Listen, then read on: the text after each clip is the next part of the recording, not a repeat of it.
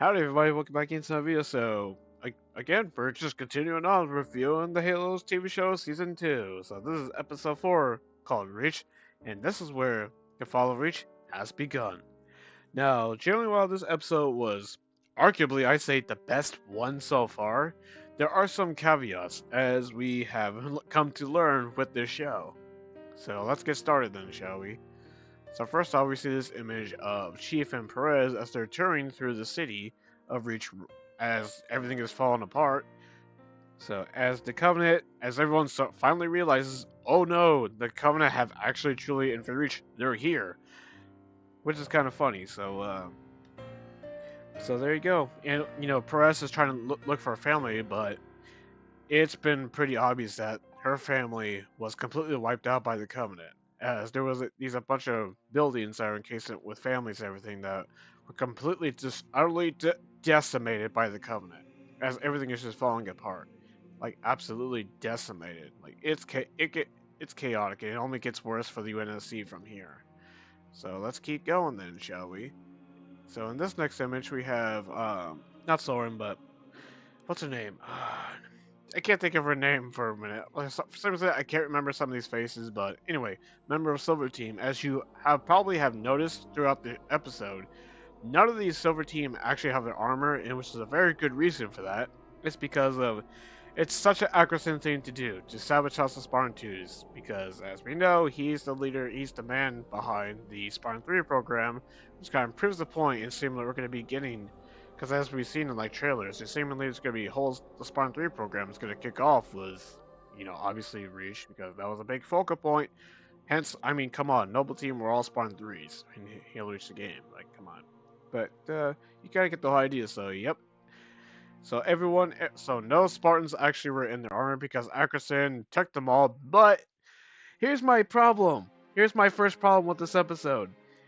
They took away the Spartans' armor, but didn't even bother to take away Cortana, who who can literally give the Covenant location of Earth. As we all know, that was kind of the whole focal point of CE, where Chief had to keep Cortana out of the Covenant's hands. Literally, how? Who in their right mind thought that was a good idea to leave Cortana behind, but take the armor for the Spartans? Ackerson, you moron! You're telling me that you had the absolute brilliant idea to take the Spartans' armor, but couldn't take one of the most intelligent AIs that you have in your possession? Are you kidding me?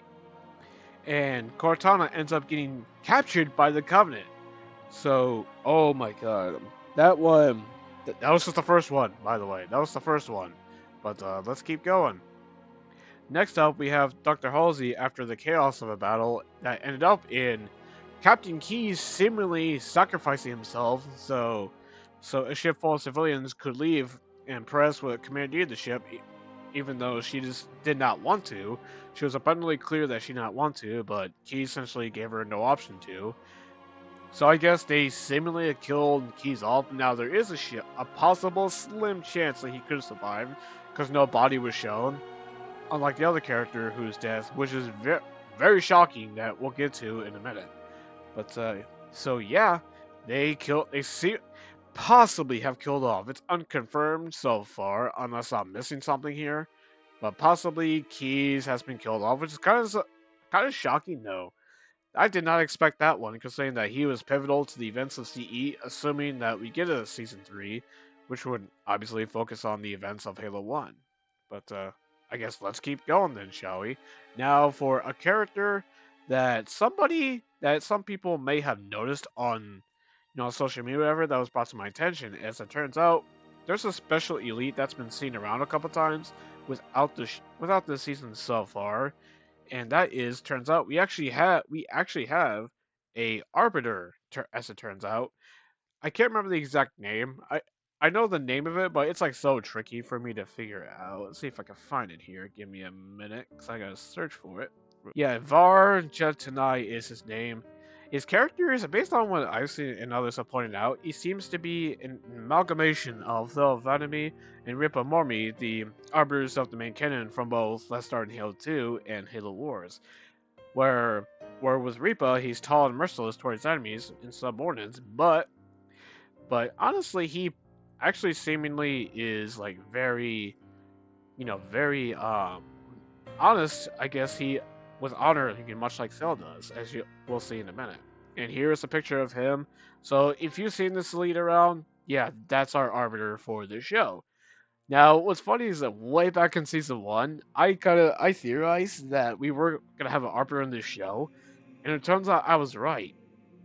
I just didn't know who it was or whatnot. But obviously, it's not Thel, obviously. So again, this is all Silver Canon, so they come out with their own version of the Arbiter for the show, which kind of makes sense.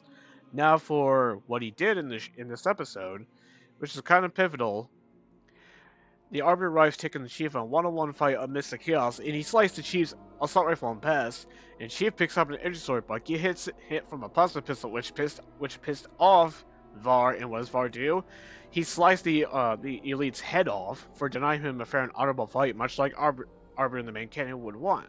The Arbiter prepares to deal the killing blow against the Chief, but is prevented by Maquis' intervention. Which, by the way, she was in possession of Cortana at the end.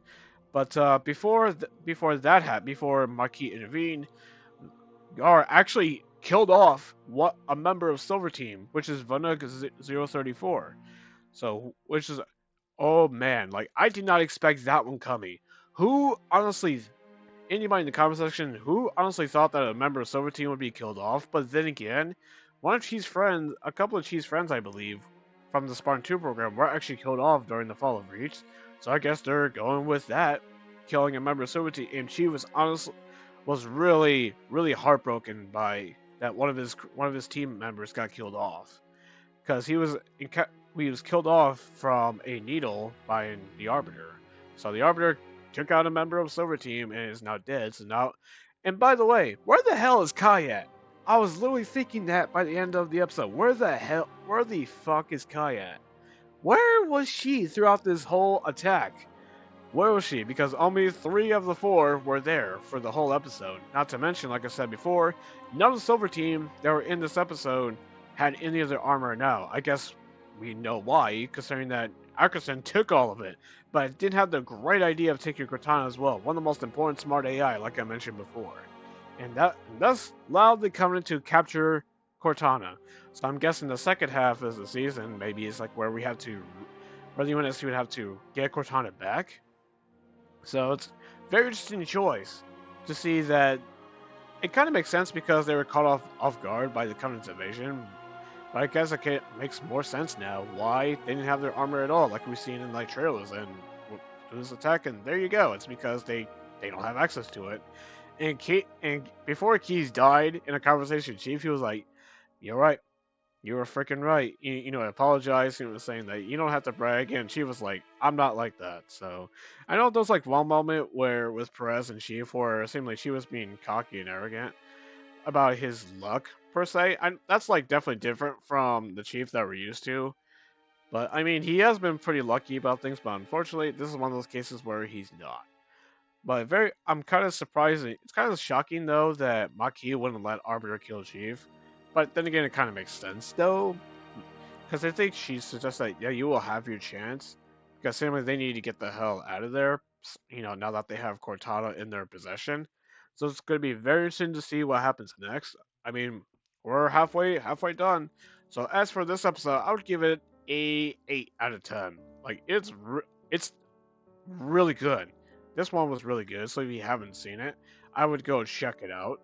Just for the sake of so you can kind of give your own impressions on it. And if you've seen the episode yet, let me know down in the comment section. I'm very curious to see how do you feel about we have an arbiter that seemingly has taken elements from both Thel and Reaper from Halo Wars, and obviously the main one from Halo 2. How do you all feel about that? They're taking elements from both arbiters for this iteration of the arbiter for this show. Let me know what you think.